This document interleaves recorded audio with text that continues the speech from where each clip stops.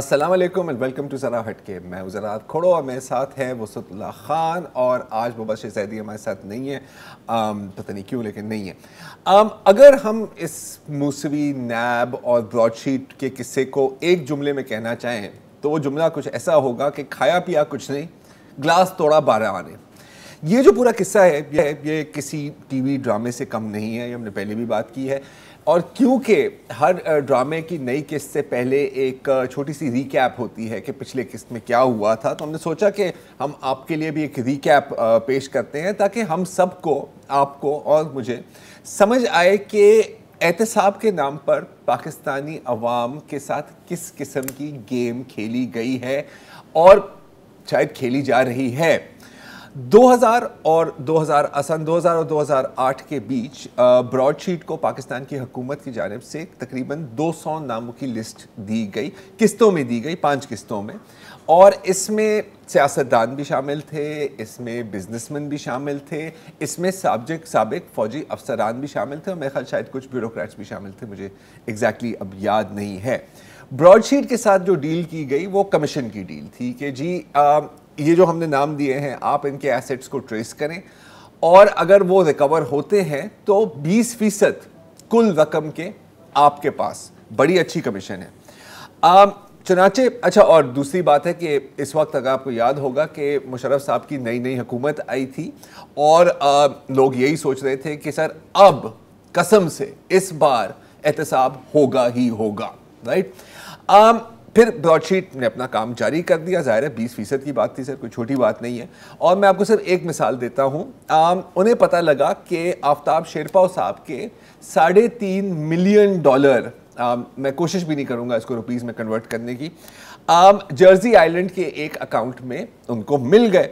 खुशी खुशी वो गए नैब के पास पूरा डॉसियर बनाकर कि सर ये देखें, और इस वक्त तक वो हिसाब लगा रहे थे कि 3.5 मिलियन का 20% कितना बनेगा।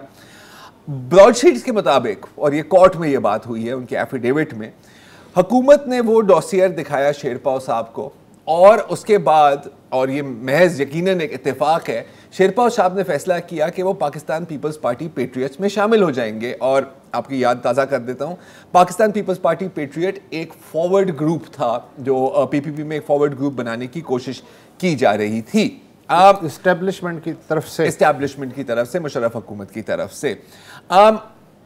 तकरीबन यही हुआ फैसल सालेह हयात साहब के साथ। उनको भी बताया गया कि सर आपका नाम शेरपाव साहब को तो इनाम में वजारत दाखिला थमा दी गई। बिल्कुल बिल्कुल, मतलब उस वक्त तक वो सादिक और अमीन हो गए थे। मरहूम राव सिकंदर साहब के साथ भी यही हुआ, हारून अख्तर साहब और हुमायूं अख्तर साहब के साथ भी यही हुआ। अच्छा, ये जो पूरी लिस्ट है इसमें चौधरी बरादरान का कोई जिक्र नहीं था क्योंकि वो पहले से ही सर्फ एक्सेल से धुल गए थे, पाकिस्तान मुस्लिम लीग की उन्होंने बना ली थी, चुनाचे उनको टारगेट करने की कोई ज़रूरत नहीं थी। तो हुआ क्या कि जैसे ही इन लोगों के साथ सियासी सेटलमेंट होती रही, जिसको हम अपनी ज़बान में डील कहते हैं, मुक डील जो भी, तो हमारी हुकूमत ने, उस वक्त की हुकूमत ने ब्रॉडशीट को कॉल की और कहा कि सर वो जो आपने नाम, हमने आपको नाम दिए थे ना यार, वो आप कैंसिल आउट कर दें। अच्छा, ब्रॉडशीट के लिए ये नाम नहीं थे, ये नोट थे और वो भी ठीक ठाक लंबे नोट। तो ये तो नामुमकिन था कि वो कुछ ना करते। तो जब ये केस, ये कॉन्ट्रैक्ट कैंसिल हुआ and so on and so fourth, broadsheet वाले गए अदालत के पास और और अदालत में उन्होंने ये डिमांड की कि अगर ये कार्रवाइयाँ चलती तो हमें इतने पैसे मिलते, चुनाचे बराए मेहरबानी कोर्ट हमें पाकिस्तान की हुकूमत से ये पैसे बरामद करके हमें दे। अच्छा, सोने पे सुहागा, और ये मेरे लिए बहुत एक सबसे इंटरेस्टिंग बात शायद ये है कि जब जज साहब ने ये सवाल पूछा नैब के वकील से कि शेरपाव साहब के बारे में सवाल पूछा, तो जवाब ये मिला नैब की जानिब से कि सर जी बेशक शेरपाव साहब का नाम हमने ही दिया था, लेकिन रिकवरी का तो कोई सीन ही नहीं था क्योंकि हम तो कभी चाहते ही नहीं थे कि इन पर कार्रवाई चले, हालांकि नाम हमने ही दिया था। जिस पर जज ने यकीनन थोड़ा सा हैरान होकर, हो सकता है कि अपने सर को थोड़ा सा खुजाला भी हुआ, और कहा कि नहीं, शायद नेशनल अकाउंटेबिलिटी ब्यूरो का काम यही है कि आप इस तरह के असासों को ट्रेस करें, बिल्कुल जैसे कि पुलिस का काम है मुजरिम पकड़ना या ट्रैफिक पुलिस का काम है कि सर सिग्नल पर गाड़ियां रोकना। अगर आप कह रहे हैं कि ये आपका काम नहीं है तो फिर शायद आपको इस ओहदे पे होना ही नहीं चाहिए। अच्छा, जब ये केस कोर्ट में गया तो कॉन्ट्रैक्ट की ज़बान ने भी नैब और पाकिस्तान की हुकूमत की पोजीशन को काफ़ी नुकसान पहुंचाया, क्योंकि इसमें यह नहीं लिखा हुआ था कि ब्रॉडशीट को सिर्फ उन असासों में से कट मिलेगा जो बैरून मुल्क हैं। ठीक है, अभी ये इंपॉर्टेंट पॉइंट है, इस पर सोचें। बल्कि जो भी रिकवरीज होती हैं ब्रॉडशीट की हेल्प से, और ये भी कभी कहीं नहीं लिखा गया कि उस हेल्प का मतलब क्या है, उस पर ब्रॉडशीट का क्लेम है। तो चुनाचे जब ब्रॉडशीट ने केस किया तो उन्होंने पूरी लंबी लिस्ट बना दी। लिस्ट में क्या था, सबसे बड़ी मिसाल आपको देता हूं, जो सबसे बड़ी रकम थी इसमें, वो थी मियां नवाज शरीफ के एसेट्स की, और ब्रॉडशीट्स के मुताबिक ये थे $805.9 मिलियन। इसके 20% कितने बनते हैं तकरीबन? आगे चलो। ओके, ठीक है, अभी हिसाब नहीं लगा, गरीब आदमी को इतना हिसाब नहीं करना चाहिए। $805 मिलियन। अच्छा, $806 मिलियन कर लेते हैं, चलो हम भी मुकमुका करते हैं। अच्छा, ये ग्रोस फिगर है और उसमें भी ये भी लिखा गया था कि करंट वैल्यू नहीं है, वो अपनी जगह। अच्छा, ये असासे कहाँ थे? 54 मिलियन सऊदी अरब में, 24.5 मिलियन यूएई में, और 105 मिलियन यूनाइटेड किंगडम में। लेकिन ये 805 तो नहीं बन रहे ना, $622 मिलियन के असासे पाकिस्तान में थे। और क्योंकि नैब के कॉन्ट्रैक्ट में ये चीज स्पेसिफाई नहीं थी, तो मूसवी साहब ने कहा कि ये पूरे का पूरा रिकवर होना था, चाहे वो यूएई में हो, चाहे वो पाकिस्तान में हो, जहां पर भी हो। ये इंफॉर्मेशन ब्रॉडशीट के पास कहां से आई? बिकॉज बहुत लोग कह रहे हैं कि सर ब्रॉडशीट ने एक्सपोज किया मियां नवाज शरीफ की करप्शन। नहीं, ऐसा नहीं है। ये इंफॉर्मेशन पैनामा की जो जेआईटी बनी थी, वो फाइल हमारी हुकूमत ने पकड़ाई मूसवी साहब को। तो हुआ क्या कि जो रस्सी हमने उनको दी थी, उन्होंने, उस साहब ने एक फंदा बनाकर पाकिस्तान हुकूमत और नैब के गले में बांध दी। अक्सर तारीख में आप देखेंगे कि ऐसा होता है। अच्छा, इस कैलकुलेशन पर मूसवी साहब के बनते थे 160 मिलियन। अब ये इतनी बड़ी रकम थी कि जज ने भी कहा कि सर थोड़ा सा हल्का हाथ रखें, कम कर दें। तो फिर रिड्यूस कर करके ये बन गई तकरीबन 21.5 मिलियन डॉलर, जिसमें से 1.5 मिलियन आने थे एवन फ्लैट्स की रिकवरी से और 19 मिलियन मुख्तलिफ एसेट से। अच्छा, इस लंबी कहानी को सुनाने का मकसद ये है कि हम अच्छी तरह से समझ लें कि हमारे यहाँ जिस चीज़ को हम एहतसाब कहते हैं, वो डे वन से पॉलिटिकल डील्स और प्रेशर के लिए इस्तेमाल की गई है, और ये बात वाज़ेह है। आज मावन खसूसी शहजाद अकबर साहब, एसेट रिकवरी के जो हेड हैं, उन्होंने भी कमोपेश यही बात की पाकिस्तान की सेनेट में, और उन्होंने ये कहा कि ये जो मुशर्रफ के दौर में ये नवाज शरीफ का नाम इसमें डाला गया, लेकिन फिर जब उनके साथ डील हुई और उनको सऊदी अरब भेज दिया गया, तो फिर वो कार्रवाई बंद की गई। ये भी एक और कॉज है ब्रॉडशीट के लॉ सूट्स के। अब हम सब एहतसाब चाहते हैं, इसमें कोई दो राय नहीं है, अक्रॉस द बोर्ड चाहते हैं। लेकिन जब इस तरह की डीलिंग्स हमारे सामने आती हैं तो एहतसाब से एतमाद कुछ हद तक हट जाता है। इसका नतीजा क्या होता है? इसका नतीजा ये होता है कि कल अगर कोई बंदा रंगे हाथों पकड़ा जाए करप्शन करते हुए, और अक्सर ऐसे लोग पकड़े भी जाते हैं, तो वो बड़े आराम से कह सकता है कि सर नहीं, आप इनका रिकॉर्ड देखें, रिकॉर्ड के मुताबिक मुझे विक्टिमाइज किया जा रहा है। और बहुत सारे लोग कहेंगे कि हाँ, तारीख को मद्देनजर रखते हुए ऐसा ही हो रहा है, क्योंकि ऐसा होता रहा है। लेकिन अफसोस के साथ हम हर दौर में ये कहानी देखते हैं। इदारों के नाम बदलते हैं, एहतसाब इदारों के नाम बदलते हैं, टारगेट्स के नाम बदलते हैं, टारगेट करने वालों के नाम बदलते हैं, लेकिन स्क्रिप्ट हमेशा वही रहती है। और हर बार ऑडियंस यानी आप और मैं, हम ही उल्लू बनते हैं, क्योंकि हमारा ख्याल है कि नहीं सर, इस बार काम दुरुस्त किया जाएगा। तो वसत साहब एक बात बताइए, ये जो सिलसिला है ये कब से चल रहा है? मेरी पैदाइश से पहले से। आप अगर कहें तो मैं तफसील बताऊं इसकी। बिस्मिल्लाह। अच्छा, मैं पाकिस्तान बनने से 3 दिन पहले जाता हूं। 11 अगस्त 1947, सबको पता है, बड़ी मशहूर मारूफ कायद-ए-आज़म मोहम्मद अली जिन्ना की जो तकरीर है, उसमें 2-3 लाइनें बड़ी इंपॉर्टेंट थी, वो ये थी, और उन्होंने ये नए मुल्क के जो फैसला साज हैं वो उनसे मुखातिब थे। वो करप्शन और रिश्वत जहर और खौफनाक बीमारी हैं, चुनाचे अशद ज़रूरत है कि उनका इलाज आनी हाथ से किया जाए। ये एक उन्होंने एक साइनॉप्सिस दे दी है। अब उसके बाद जो लकी करप्शन सर्कस लगा है उसकी मैं कुछ झलकियाँ पेश करना चाहता हूँ। कायद-ए-आज़म की वफ़ात के 1.25 साल बाद लियाकत अली ख़ान साहब वज़ीर आज़म थे, तो public representative offices disqualification act PRODA जनवरी 1949 में इंट्रोड्यूस कराया गया, लेकिन उसका जो इतलाक़ था वो 14 अगस्त 1947 से किया गया।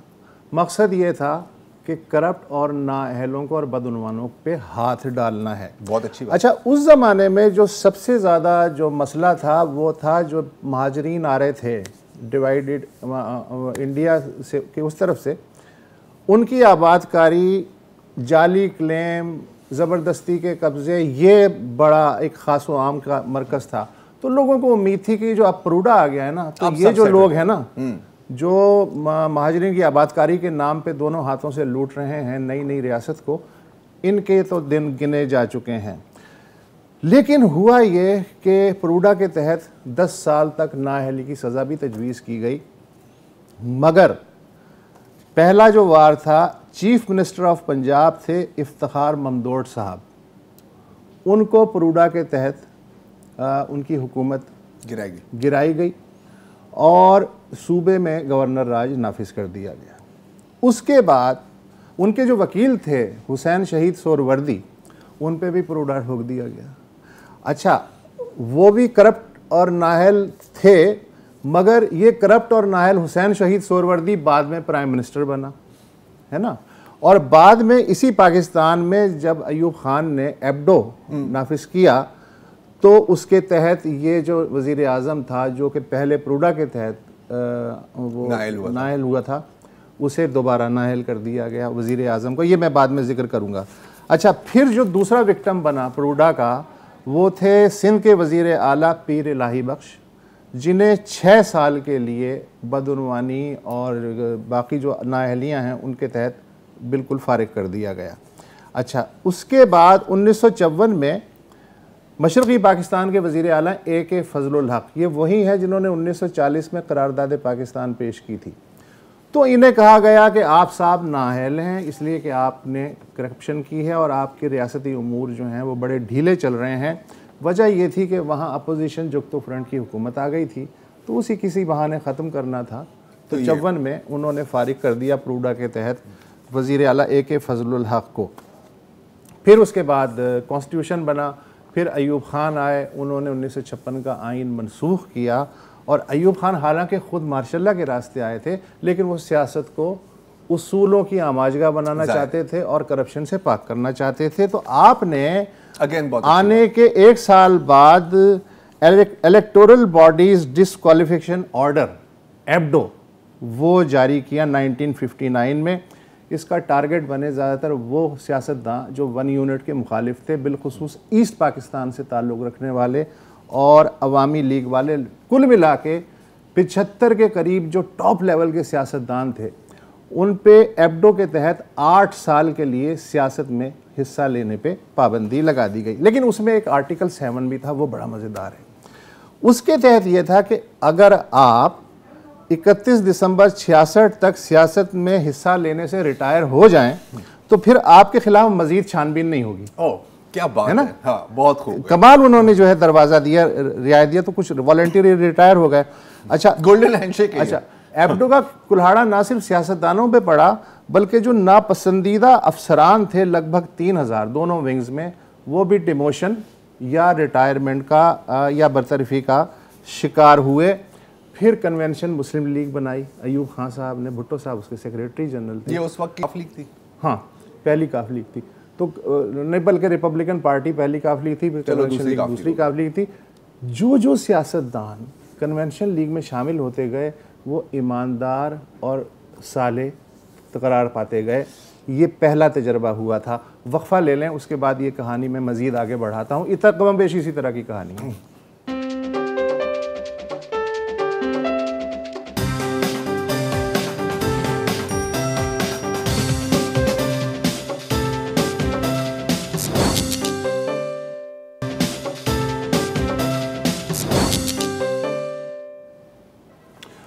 Welcome back. मैं तारीख बता रहा था एहतसाब और करप्शन की। पाकिस्तान में अयूब खान ने तो एब्डो के तहत जो है वो अपना सिस्टम करके जो नाअहल सियासतदान थे उनको फारिग कर दिया 8 साल के लिए। उसके बाद याहिया खान का मार्शल लॉ लगा। याहिया खान ने 303 जो सिविल सर्विस के करप्ट अफसर थे या एहलकार थे उनको निकाल दिया। बड़ी अच्छी। क्यों निकाला आज तक नहीं पता, कोई चार्जशीट नहीं बनी, किसी पे केस नहीं चला, बस निकाल दिया। सबूत तो दूर की बात। ये हुआ।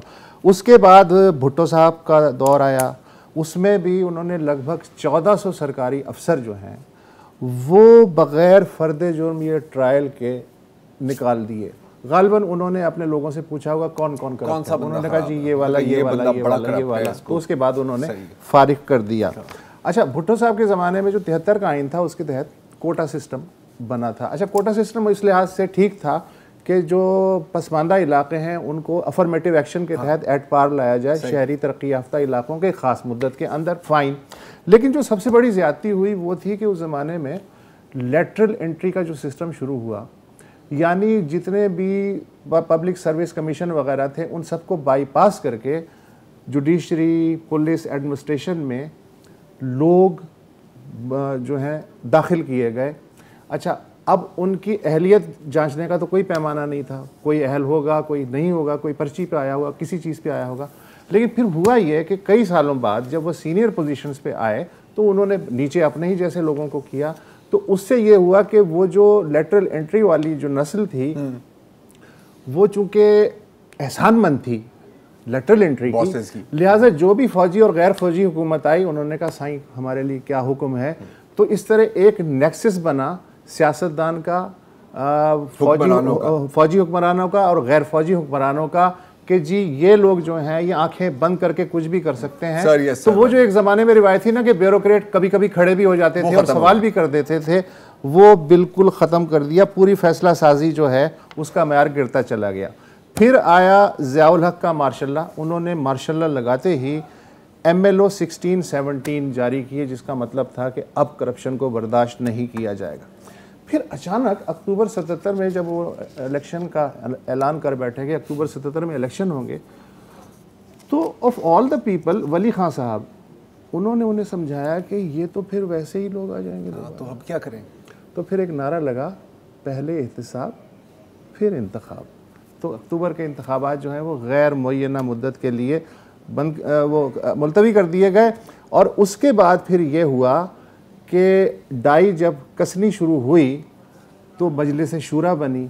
तो जो मजलिस शूरा में आता चला गया वो सफ़ेद शलवार कमीज़ में आ गया, उसकी सारी चीज़ें जो हैं वो धुला गई। दाग अच्छे नहीं अच्छा, ज़ियाउल हक के दौर में जो एक जो टर्निंग पॉइंट था वो ये था कि पहली बार जो अरकान शूरा थे उनको डायरेक्ट 50-50 लाख रुपए तरक्याती कामों के नाम पे थमा दिए गए। समझ तो आप गए होंगे। उसके बाद ये रकम जो है बढ़ती 5 करोड़ पता नहीं अब कितने हो गई। इसके अलावा सरकारी बैंकों को हलवाई की दुकान समझ के खुला छोड़ दिया गया शूरा और आसपास के लोगों को कि वो इसमें दादाजी की फातिहा दिलवा सकते हैं सरकारी बैंकों की हलवाई की दुकान पे। फिर राइट ऑफ जो कर्जे होते हैं वो पहले भी होते थे, लेकिन वो इंतहाई जो जेन्युइन किस्म की सिचुएशन थी उसमें होते थे। यहाँ राइट ऑफ का वेपन जो है वो भी खोल दिया गया कि जी तू मेरा पसंदीदा है, तू कर्जे भी ले और पी जा, कोई मसला नहीं है। और उसके बाद जो है वो चलता रहा। अच्छा, उसके बाद जाहिर है कि ज़ियाउल हक खुद राइट ऑफ हो गए 17 अगस्त 1988 को। उसके बाद गुलाम इसहाक खान साहब आए, फिर इलेक्शन हुए, फिर अगस्त 90 में बेनज़ीर भुट्टो की हुकूमत को करप्शन के इल्ज़ामात के तहत बरतरफ किया गया। उनके शौहर का निकनेम मिस 10% हो गया था। उसके बाद 20 रेफरेंसेस बनाए गए। ठीक है, अच्छा बनाए गए, अब आप उसके मुकदमा चलाएं, उनके फैसले करें। लेकिन फिर जब नवाज शरीफ को निकाला करप्शन के इल्ज़ाम में, जिसे बेनज़ीर भुट्टो की करप्ट हुकूमत की जगह लाए थे, उसको जब करप्शन के इल्ज़ाम में निकाला और फिर जब बलखशेर मज़ारी की निगरान हुकूमत बनी तो पहला जो करप्ट था आसिफ जरदारी, उसको दोबारा गुलाम इसहाक खान ने जो है वजीर बना दिया है ना। कमाल है। अच्छा, फिर दूसरी बेनज़ीर हुकूमत जो है उसमें ज़ाहिर नवाज शरीफ ने बहुत सताया था। तो बेनज़ीर की जो दूसरी हुकूमत है उसमें भी नवाज़ शरीफ और उनकी फैमिली के ख़िलाफ़ इस्लामाबाद लाहौर मोटरवे में करप्शन, बैंकों में दबाव डाल के कर्जे लिए गए, 18 अरब का कोऑपरेटिव स्कैंडल आपको याद होगा, उसमें मुलविस होने के लगभग 150 छोटे बड़े पर्चे काट दिए गए। अच्छा, फिर बेनज़ीर भुट्टो और फ़ारूक लगारी की जब ठनी तो फ़ारूक लगारी साहब ने बेनज़ीर भुट्टो की दूसरी हुकूमत बरतरफ करके अपना एक एहतसाब ऑर्डिनेंस लेके आए ताकि टाइट किया जा सके पीपल्स पार्टी के माजूल लोगों को करप्शन के इल्ज़ाम। उन्होंने एक एहतसाब कमीशन भी बना दिया, उन्होंने इलेक्शन कराए, फिर नवाज शरीफ आ गए दूसरी दफ़ा, उन्होंने एहतसाब कमीशन को और लगारी साहब दोनों को फारिग किया और उसकी जगह एहतसाब ब्यूरो बनाया और सेनेटर सैफुर रहमान जो उनके दोस्त थे उनको लगा दिया कि भाई इनके पीछे पड़ जा। तो आपको याद होगा उस ज़माने में आसिफ जरदारी की ज़बान भी कटी थी और मनी लॉन्ड्रिंग का केस नवाज शरीफ की दूसरी हुकूमत ने इन दोनों पे बनाया था। चेक करें, नवाज शरीफ हुकूमत ने मनी लॉन्ड्रिंग का केस बनाया था, है ना। अच्छा, तो फिर उसके बाद ये हुआ कि ये सिलसिला चलता रहा। फिर नवाज शरीफ को मुशर्रफ साहब ने जब निकाल दिया तो सेनेटर सैफुर रहमान हैं, उन पे कतर से BMW जो है गैर कानूनी तौर पे दरामद करने का केस जो है वो डाल दिया।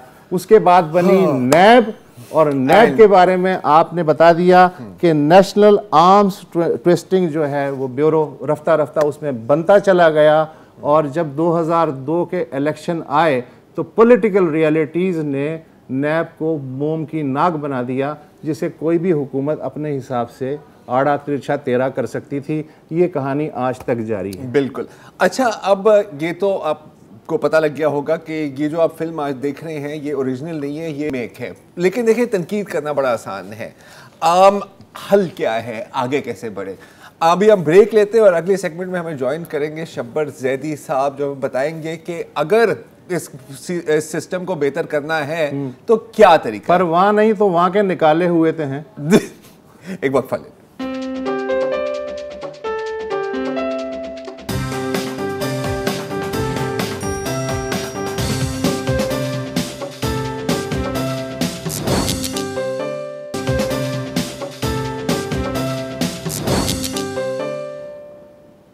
वेलकम बैक जी। और हमें ज्वाइन कर रहे हैं शब्बर जैदी साहब, किसी तारुफ के मोहताज नहीं है। शब्बर साहब, आपसे बेहतर कौन जानता है कि इस निज़ाम को दुरुस्त करना कितना मुश्किल है, और जहाँ तक ये white collar crime, financial crime, money laundering और एहतसाब के जो निज़ाम की हम बात कर रहे हैं, वैसे तो मेरा नहीं ख्याल कि कभी इसमें कोई ज़्यादा तब्दीली आएगी, लेकिन अगर कोई इसको बेहतर करना चाहे तो क्या किया जाए? मैं राज साहब, इससे आपके सवाल के जवाब देने से पहले मुझे 2 जुमले कहने की इजाज़त है। बिस्मिल्लाह सर। आप पहली बात तो ये कि मैंने सिर्फ 6.5 महीने गुजारे इस्लामाबाद में और 40 साल मैंने गुजारे प्रोफेशन में। आप लोगों ने सिर्फ 6 महीने के लिए मुझे मुल्ज़िम करार दे दिया सर। ऐसी क्या बात? दूसरी बात ये है कि मैंने आपकी तारीख सुनी अभी सारी करप्शन की, तो मैं उसके बारे में सिर्फ ये कहना चाहता हूँ कि आप तीनों बहुत मासूम इंसान हैं जी। आप बहुत मासूम हैं। आपको पाकिस्तान की फाइनेंशियल, ये सिर्फ आप जो बातें कह रहे हैं ये सिर्फ आपको नजर आ रही हैं जो अखबारों की खबरों में आती और ये चीज इससे बहुत ज्यादा है। मैंने अपने आज भी ट्वीट में लिखा था कि मलिक गुलाम मोहम्मद साहब एक ब्यूरोक्रेट थे जो अनइलेक्टेड थे, उन्होंने ये सारा सिलसिला शुरू किया और वो उसके बाद फिर हमारे फौजी हुक्मरान आ गए। ये 1948 में शुरू हो गया था और उसके बाद से कभी ये वापस रिवर्स नहीं हुआ। मगर इसमें जो प्रॉब्लम आई, जो मैं आपको थोड़ा सा क्लैरिफाई करना चाहता हूँ, वो ये आई कि जब 1979 80 के बाद, जब 80 आ गया, 88 के बाद मरहूम ज़िया-उल हक के बाद, इसमें अगर आप 1947 से लेकर 1988 तक एनालाइज करें तो इसमें करप्शन है, ब्यूरोक्रेटिक करप्शन है, निकाल दिए गए लोग, लिए गए, भुट्टो साहब को भी इंक्लूड कर लें, मगर उसमें फाइनेंशियल साइड बहुत ज़्यादा नहीं थी। ठीक। 1988 के बाद, 80-90 के बाद जब से अफगान वॉर शुरू हुई और हमारे पास डॉलर की रेल पेल हुई जी, तो हमारे सब लोगों ने ये फैसला किया, जो हमारे करप्ट हैं, जो आप उसको जिस शो में ले लें, उन्होंने कहा कि हमें रुपया पसंद नहीं है, हमें अब चाहिए डॉलर। तो उसके बाद से ये कहानी और मुश्किल इसलिए हो गई कि अब करप्शन का पैसा रुपए में नहीं है, प्रॉपर्टी कराची में नहीं है, अब सारी पैसा हमें डॉलर में चाहिए। ठीक। और डॉलर के जो पैसा चाहिए, उस डॉलर के पैसे के सिलसिले में मैं बार बार एक बात मुस्तकिल कहे जा रहा हूं, जो शायद लोगों को समझने में शायद अभी देर लगेगी, कि 1990 के बाद खास तौर पर पाकिस्तान में स्टेट स्पॉन्सर्ड करप्शन हुई है। इसका मतलब यह है कि पाकिस्तान ने ऐसे क़वानीन बनाए हैं कि कोई भी ताकत पाकिस्तान में किसी भी पैसे की सोर्स आइडेंटिफाई नहीं कर सकती। अगर किसी और कोई भी आदमी मेरे बाहर पैसे को ये नहीं कह सकता कि मैं गलत ले गया हूं। अगर मैं इसके बारे में गलत कह रहा हूं तो मैं जिस अदालत में चाहे मैं जाके ये एक्सप्लेन कर सकता हूं। मैंने जनरल साकिब निसार साहब की ओपन कोर्ट में खड़े होकर कहा था कि ये पैसे जायज़ गए हैं और जायज़ हैं। जब आपने क़वानीन ये बना दिए कि इनकम टैक्स नहीं होगी, फॉरेन करेंसी अकाउंट कोई भी खोल ले, खफूर जो वो खोल ले, और आपने कहा कि बाहर से पैसे आएंगे हम हिसाब नहीं करेंगे, तो आप तीनों जिस तरह की बातें कर रहे हैं वो मेरे लिए वो अब इररिलेवेंट है, क्योंकि ये सब सरकारी कानून के साए में हो रहा है। अब आपने किसी को पॉलिटिकली विक्टिमाइज करना है, पकड़ लिया, नैब के सामने आगे पीछे कर दिया, वो हो गया, कहीं पकड़ा गया, कोई नहीं पकड़ा गया। दूसरी बात सर इसमें यह है जो बहुत इंपॉर्टेंट है कि जो पैसे आपको बाहर नजर आ रहे हैं, मैंने एक और प्रोग्राम में भी आपके कहा था कि आप जरा मुझे अपने बड़े लोगों के जरा ये बताइए कि उनका कारोबार किस चीज का है। उनका कारोबार है सरिये का, उनका कारोबार है चीनी का, उनका कारोबार है अपना सीमेंट का, पोल्ट्री का, उनका कारोबार है रियल एस्टेट का। आप ये 4 कारोबार मैंने दिए हैं, और भी बहुत सारे, ये 4 कारोबार मैंने आपको बताए हैं। आप अपनी तमाम बड़े बड़े जिन लोगों के आप नाम ले रहे हैं उनकी आप फिर फहरिस्त निकाल लें, वो सब यही 4 कारोबार करते हैं। अच्छा शब्बर साहब, कत कलामी के लिए माजरत, हम एक छोटा सा वक्फा लेना है, वक्फे के बाद आपसे जारी।